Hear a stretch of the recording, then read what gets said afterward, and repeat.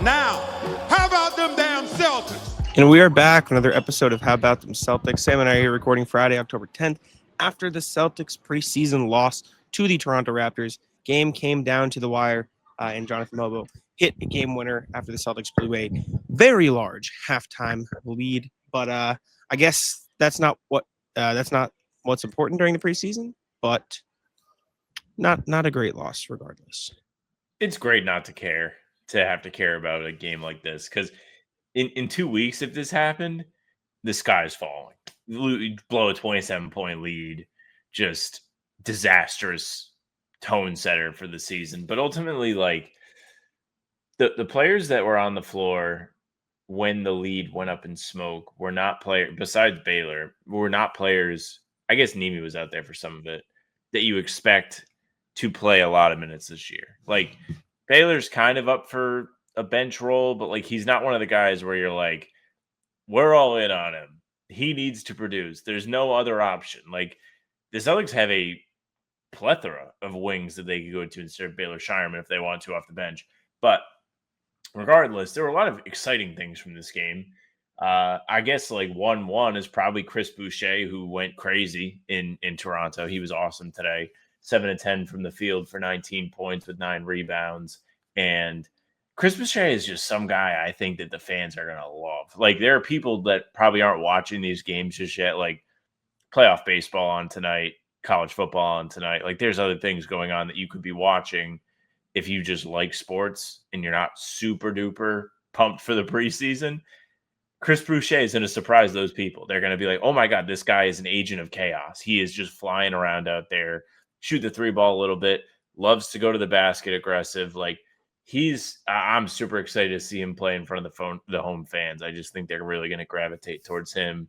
And also Minot, who we'll talk about later. But Chris Boucher, awesome return to Toronto. Yeah, Chris Boucher looks great. The hustle, the rebounding, the defense, the cutting, the 3-point shot got shown off a little bit in this one. He is the perfect like backup center and might end up being a starter, but like I'm talking on like an ideal team. He is like a great backup center. He is a great backup 4-5 to have. I think he could end up playing a lot of 5 this year for the Celtics. I think he probably fits best as a small ball 4, so he can like or like a big 4, I guess, so he can like run around, cause chaos, have that freedom, and isn't having to guard a lot of the best bigs in the league. Then again, like if the other team doesn't have a Jokic or doesn't have a Giannis or doesn't have one of these guys that needs to be guarded by a traditional big, I think the Celtics could easily run a 5-out lineup with Bruce Boucher in it. He was great. Josh Minot, like you mentioned, looks so good. Again, 6 for 10, hit a 3 tonight, 1 for 3, 13.6 rebounds, a block, a steal, freak on the defensive end, running in transition. And then I'll just lump Garza into, I know you tweeted it, but like all 3 of the Celtics free agency signings are just really, really good. Like, they fit in very well with what the Celtics want to do. And I think once you have a lineup that includes, D. White, Jalen, Hauser, Pritchard all playing in the same, game, those 3 are going to be a very good tandem, as maybe one of them starts, but like the first 2 guys off the bench for the Celtics. Like they did a good job of finding guys that can complement what they want to do. Yeah, like it's like Brad went to Vegas and pulled the slot and just it was 3 sevens. He hit the jackpot with minimum contract guys. Like, this is probably as good as it gets through 2 preseason games against teams that didn't play anybody. But really, really love what we've seen from Minot so far. I'm writing about him, in between doing the show. He's just super fun to watch. Like, he's probably my new favorite dude. He plays hard on defense. He's super disruptive. If he is a rotation player this year, he's going to be a big helper on the glass too. Like, that's going to be a big problem for the Celtics this year.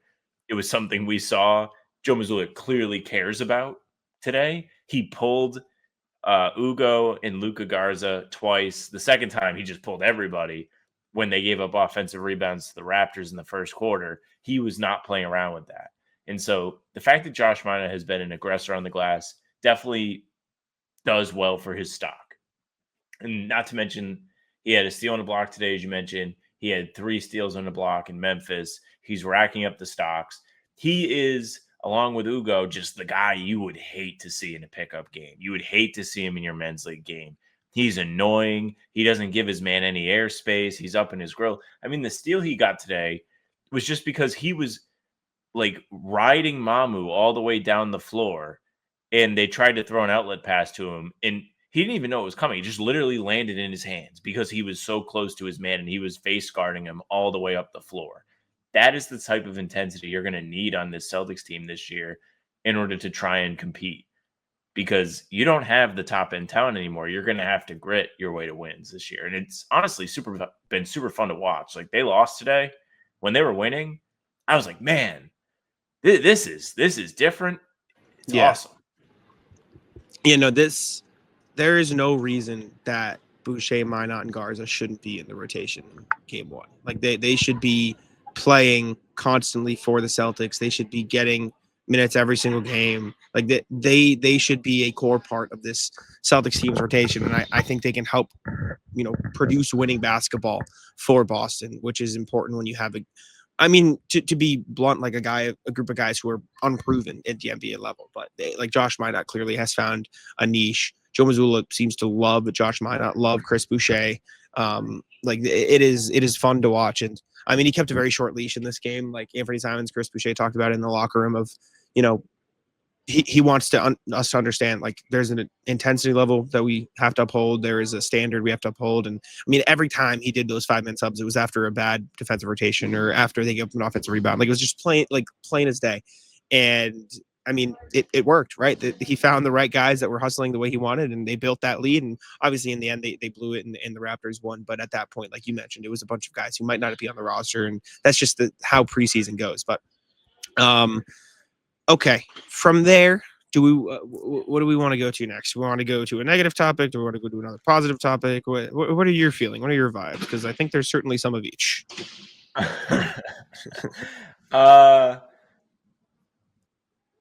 Just say positive or negative, and I'll choose. Let's do the negative. Yeah. Do you want me to be mean, or do you want to be mean? Oh yeah, you do it. I know you're ready. If you present that you're ready to talk about something negative, you've got it loaded. You got the whole clip ready to go. Let's hear it. Okay. There is a lot of season left. There is a lot of stuff that can be changed. There is a lot of time left. There are plenty of opportunities ahead. Neemias Queta looked unplayable. Not joking. Like, it was as bad gets. He was never in the right position. He was constantly missing rebounds. He was fouling on screens. He wasn't hitting his timing correctly. It was everything that we have talked about for the last 2 years against a Raptors team that didn't start their starters. Like, you look at the entire Celtics starting lineup: Josh Minot plus 15, Chris Boucher plus 22, Peyton Pritchard plus 8, Simons even plus 1. Neemias Queta was a minus 3. And plus minus isn't always a good stat to use, but when it matches the eye test, it matches it. Like, again, there is plenty of time left.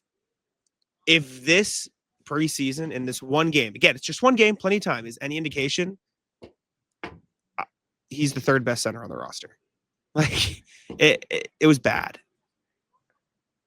Yeah, I mean, I hate to laugh at it, but like, this is what having no basketball for 4 months does to us, because it was right in front of our face all last year. Like, you were the biggest dude that was like, there's no shot. I like him. Very cool dude. Like, he's very clearly talented. Like, he has the talent. Yes. It just doesn't come together on the court. So we knew that. You knew that. You were especially like firm. I got yelled at constantly. Yeah, I'll probably get yelled at today. People were mad at you for that. And then we sat here for 4 months, and we had enough time to talk ourselves into it's going to be different. And it has really not been. I mean, so far being the one game because he didn't play against Memphis. But I was sitting there watching this game in the early fourth quarter when it was starting to kind of unravel, and there was just a shot of him running down the court. I was like, I kind of forgot Nemi was in this game, and that's just not good for a guy who's supposed to be the starting center on this team. Mind you, they were playing against no starters on the Toronto Raptors. It was the second stringers, and he was still really not able to make an impact. Does not at all bode well for his stock. 5 turnovers is unbelievable. There is plenty of time. Bad games How much happen does for he have the every ball player. to have 5 turnovers? I'm pulling Not him a up lot. right now just to watch him. Listen, there's plenty of time for him to improve and get better and prove that he belongs on the court. Tonight was not a good start, and we'll have to see how the rest of the preseason goes. But it was pretty rough. It was a pretty rough game for Nemish kid. Watching the Nemi turnovers reminds me there were like 4 different times this year they tried to save the ball and they just threw it away. I don't know why it kept happening. It was just guys doing everything they possibly can do to stay over the out of bounds line. Yeah, he's just turning the ball over in low usage. I mean, a lot of them are illegal So screens, bizarre. I assume. It was like a couple throwaways. One of them I don't think was like it was not an offensive play that they showed, so I don't know how it was a turnover. Regardless, it's not that important. He just wasn't impressive today. No. He played by far the least minutes of all the starters. Really, really bad first step for starter Nemi. Yeah, Xavier Tillman and Luka Garza got more minutes than him off the bench. Like, not so great. when you say Nemi's the third best center, are you talking about Tillman and Luka, or are you counting Chris Boucher? I counted Boucher in my head, but he might be fourth. Okay. Like, so you would was still put Tillman ahead. I don't know.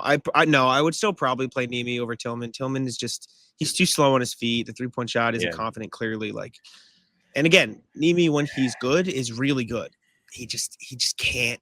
He just doesn't process the game. Like that's what it seems like at least.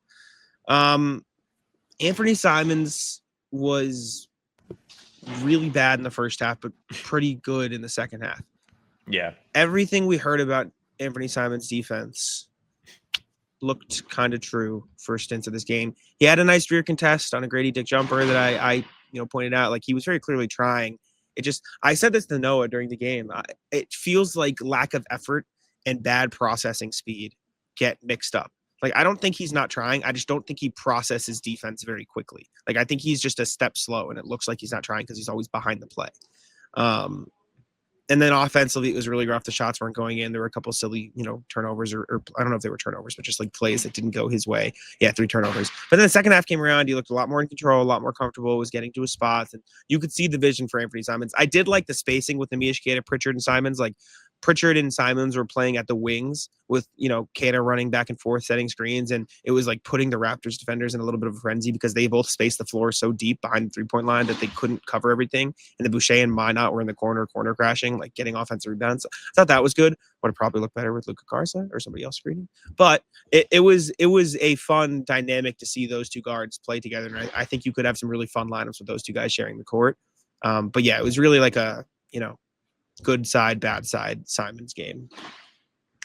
Yeah, I mean, it really was the tale of two stints. I won't even say halves because I didn't even pick up on it watching the early part of this game. I think I was just trying to pay attention to too many things that weren't this.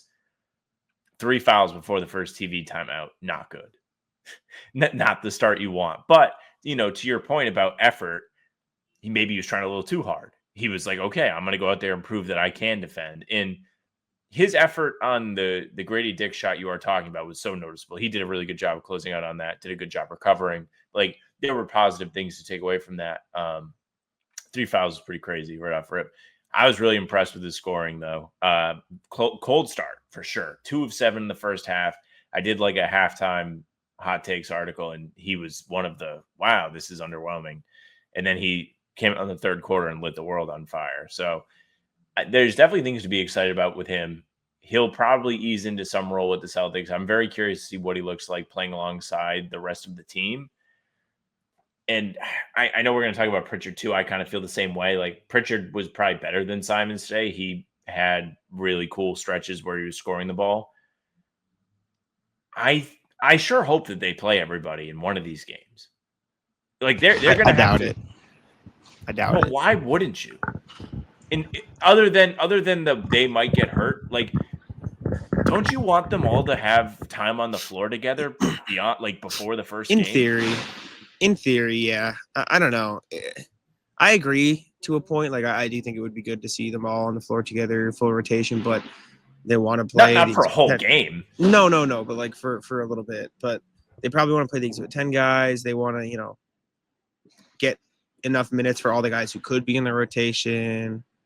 I don't really know. It's weird. I don't really get it. I don't really understand, but I understand, we'll see like, what we're kind happens. of in, like, tryout territory where there's a lot Yeah. of things to learn about a lot of different people, but one of the top number one thing to learn is how do your starters play together? How do they fit? How Yeah. do I they mean, play they off got it each in other? practice, but I don't know. Yeah, they do.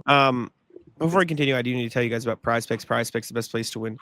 To get real money sports action this football season. Football season is here and basketball season is almost here. Make sure to check it out. Prize Picks, make sure you can use it during the Patriots games when they're playing again. Drake made passing yards, Drake made touchdowns, Drake Henderson's getting the ball a little bit more. Stephon Diggs had a big game last week. Make sure to check it out. Prize Picks is also the only place where you can or that offers stacks, which you excuse me, you can pick the same player up to 3 times in the same lineup. You can do Stephon Diggs, take his, more on his receiving yards, more on his receptions, more on his touchdowns, and play it in one lineup. And Prize Picks is the only place where you can do that. Same player 3 times, one lineup. Make sure to check it out. Same to do the Prize Picks on the pregame shows during the Celtics season. Download the Prize Pick app today and use code CLNS to get $50 in lineups after you play your first $5 lineup. That is code CLNS to get $50 in lineups after you play your first $5 lineup. Prize Picks, it's good to be right. Okay, what else from this game? Pritchard was fine. He was solid. He had his moments. He had some bad moments too, but he pieced together an okay performance. Another negative, I suppose. Baylor looks bad, like not good at all. Like it's looking pretty rough. He's slow. He's making silly decisions with the ball in his hands. All of his shots are short. The threes aren't falling. The defense isn't there. He fouled out of this game, and the last one was a bad one where he dribbled into traffic, turned the ball over, and then committed a frustration foul. You could tell Joe was getting frustrated with him in the Memphis game. He pulled him at one point because he was so mad, and he put him back in a minute later. Like, it's been a really rough 2 games for Baylor, and not rough in the same way of Summer League where he's doing some of the right things and the ball's not going in. He's just really struggling to keep up and play in this. Maybe it's fast pace, but it's been not pretty at times. I'm actually just not sure if Joe likes him, like, at all. Like, seriously, in Joe's defense, like, he, as a player, he hasn't really given him a lot of things to like about him. Anytime he's gotten, like, extended minutes with real responsibility, he has been very good. He had a couple good shooting nights last year that got all of us excited. But, yeah, like, you didn't even really mention Baylor was the main character in the collapse. Like, he was the guy that was out there to be the leader of the Exhibit 10 guys, and they tried to have him bring the ball up. They couldn't even get the ball over half court. Like, we didn't really talk about how that happened, like how they just lost out of nowhere after being up 27 points. They just turned the ball over like every time. It was like think of like one of the best high school teams playing against like me and the boys, like in high school. Like, they were pressing, they couldn't get the ball past the half court, they were throwing it into double teams. I mean, RJ Lewis like was pushing the fast break at the end of the game, just fell. Chucky Hepburn pulled the chair on him. He fell and turned the ball over. And Baylor Shireman, before he got taken out of this game, was pulling the strings of this absolute disaster class of a show. It was bad. And Jack said he can't put the ball in the basket. I'm rooting for him. Like, I think there is potential there. He has good size and does decent things with the ball sometimes, but defensively, he hasn't really been there either. So he's going to have some work to do if he's going to earn minutes in this rotation. I feel like he's kind of put himself behind the 8 ball, especially considering like Josh Minot's been good. Jordan Walsh was good for the 2 minutes he played in Memphis before he hurt himself. Like, there's just too much. Even Ugo's been, I mean, gun to your head, who would you rather have out there right now, Ugo or Baylor? Ugo Gonzalez looks like he should be playing minutes for the actual Celtics this season. Yeah. Like, he is far from perfect. Joe Mazzulla did the, short leash trick on him tonight, like pulled him, put him in a minute later. Like, he makes a lot of mistakes. He'll foul at bad times. He'll make silly, positioning errors, but he impacts winning. He is corner crashing. He is, his 3-point shot doesn't look terrible. He hasn't really taken many, but like Ugo Gonzalez looks more ready to play wing minutes than Baylor Shireman right now, and maybe more than Jordan Walsh right now, although we haven't really gotten the chance to see him. This was a really tough time for Jordan Walsh to get hurt. Like, these are the minutes he needs to be playing. Like, it's really unfortunate. But yeah, Ugo Gonzalez looks really good. I've been impressed. He had a pretty like 50-50 first game for me. Like, he made a lot of mistakes. He did a lot of cool things. This one was a more like, you could tell he was impacting things at a very high level for long stretches, and I was impressed. The best part about that is, like, if you look at the box scores, it would be reversed. Like, he filled up the stat sheet way more in Memphis tonight. He really didn't log a lot of stats, but he is just a guy that is in there to wreak havoc. Like, I kind of tied him together with Minot at the beginning of this episode. I just think he does a lot of things. I'm really bad at talking about this stuff. Like, it's just, you watch it, you see it, and you realize, oh yeah, like, that's a good thing for him to be doing. He's in the right place. Even Scal was talking a little bit about like different like things pros do that rookies don't necessarily have right away. And Ugo carries a lot of those things with him because he's been playing pro basketball for a while now. He was with Real Madrid before he was with the Celtics. They literally won the Euro League championship or Euro Cup championship like the day he was drafted. Yeah, he has a lot of like veteran experience for a guy who's a rookie, and it's going to help him. And like, you're right, he still does make mistakes. Like, he loves the Euro step. He loves holding the right stick down diagonal to do the Euro step every time he drives to the basket. And it doesn't really work yet, but he does a lot of smart things too. And if there's one thing about him, he's gonna play hard. And if you know that about somebody and he can defend, like, he's not like a bad defender, you can trust him to be on the floor in He's a good real defender. minutes. Yes. Joe loves Ugo. Like, he looks like he loves him. Yeah. This brings What me else? back to, does he really hate rookies, or he just didn't like Baylor Shireman? Because I just think remember that was like the quote that was going around, is Joe hates rookies. I think Baylor just does too many like weird things, like weird decision-making things, which Joe gets frustrated with at times. What else is there? Xavier Tillman was fine. He can't defend at a high enough level. He's too slow on his feet. 3-point shots weren't falling again. He shoots so much quicker. Like, the release is so much quicker when he's warming up and practicing and getting live reps than it is in the game. I don't know what it is. Nobody from the rest looked good. Everyone else was terrible in this game. Ron Harper was like okay, a little bit, Yeah. like, and you can tell they kind of like him because he's playing like significant minutes. Wendell Moore was whatever. Jalen Bridges was whatever. He made a 3. Mari Williams, Kendall Brown, RJ Lewis Jr., Max Scholga. It was pretty bad. It was bad, man. They weren't. That whole. I'm glad you kind of excluded Ron Harper, because I was like a little impressed with him. I was like, there are a couple Looks all right. possessions he played really good defense, slid his feet really well, got around some screens, stayed in front of the ball handler, had a nice little step back 3 he did and made. I like him to stick around in some degree. I don't know where it's going to be. I like Ron Harper Jr. I don't know if he's going to actually get a 2-way. Probably not. Like, I don't. Do you think they're going to take a 2-way away from Amari, RJ, or Max Scholga? I don't think so. I think there's a chance. Yeah, I think they could. You think so? I don't think it's impossible. You think? I mean, who do you think it's going to be? I don't know. Like, I don't know. Probably RJ Lewis, just because they drafted the other 2, so you would assume they like them a little bit more because they could have drafted RJ Lewis.